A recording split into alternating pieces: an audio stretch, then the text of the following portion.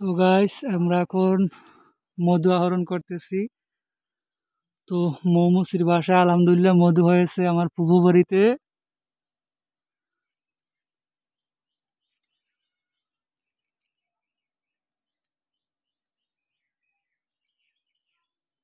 অনেক বড় একটা মৌমুসির বাসা।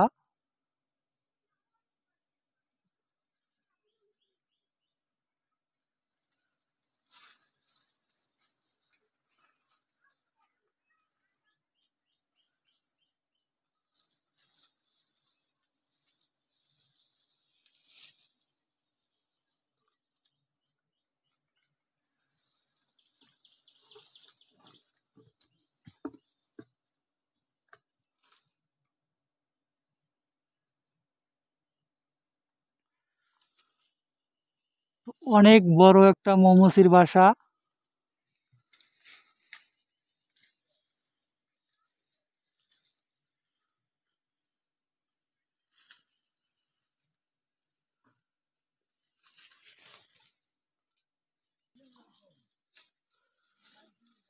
তো মৌয়াল হচ্ছে আমার চাচা বাদশাহ হাওলাদার। তো সে বাসার একদম কাছে পৌঁছে গিয়েছে। হালকা ধোয়া দিতেছে। তো ধোয়া দিলে পোকাটা আসলে দূরে সরে যায়, তারপরেই আসলে মধুটা সংগ্রহ করা হয়।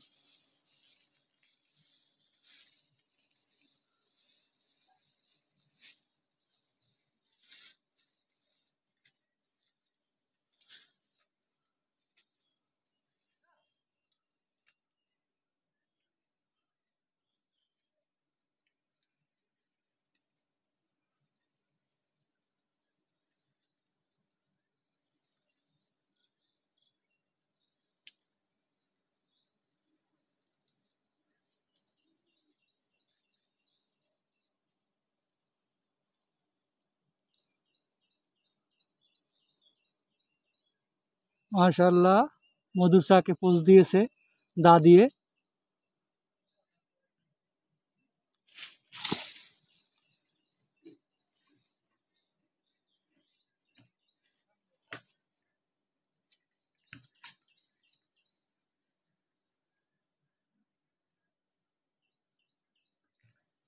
হ্যাঁ চাচা, বালতি ভালো করে ধরেন।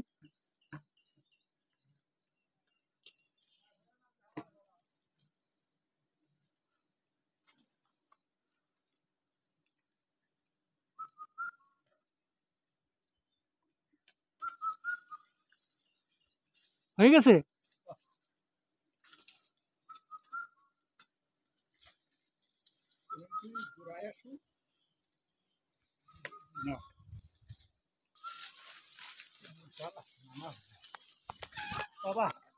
হ্যাঁ এই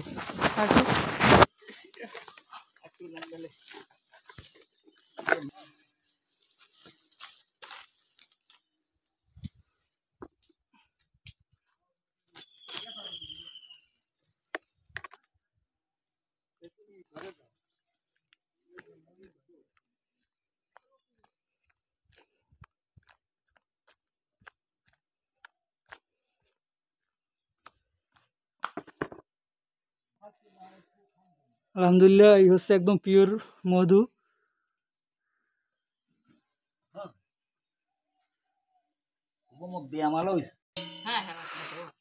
তো প্রিয় দর্শক, এই হচ্ছে আমার চাচা বাদশাহ হাওলাদার, সে মৌয়াল।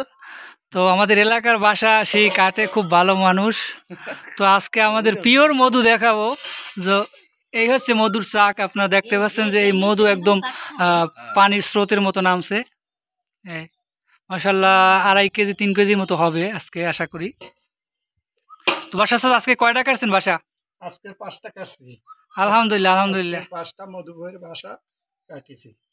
তো 5টায় ঘরে কতটুকু হয়েছে মধু? 5টায় ওকুলে কেজি বাসে আমি ভাগে পাইছি, 10 কেজির মতো হয়েছে। মাশাল্লাহ মাশাল্লাহ। এই যে রেনতে কাটে, এই হচ্ছে একদম পিওর মধু। পোপাল করে হালাইলো। ওর মেলা একজন আমার অনুযোগ করছে।